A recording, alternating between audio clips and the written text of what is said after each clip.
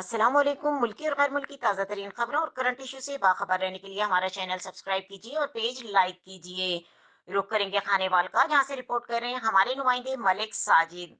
खानेवाल थाना मखदूमपुर फोड़ा में जिले पुलिस की जानिब से खुली कचहरी का इनेकाद किया गया और साइलिन के मसाइल सुनकर मौके पर हल करने के अहकाम जारी किए गए। तफसीलात के मुताबिक डीपीओ खानेवाल सैयद नदीम की हिदायत पर एसडीपीओ सदर सर्कल मेहर वसीम सियाल ने थाना मखदूमपुर में खुली कचहरी का इनेकाद किया। पुलिस अफसरान ने शुरा की तरफ से सामने आने वाले मसाइल को हल करने के लिए कानून और मेरिट की बुनियाद पर मुनासिब इकदाम किए। खुली कचहरियों के इनेकाद का मकसद शहरियों को उनकी दहलीज पर इंसाफ फराहम करना है। इस मौके पर शहरियों के मसाइल सुने और उनकी फौरी हल के लिए मुतल्लका अफसरान को अहकाम जारी किए।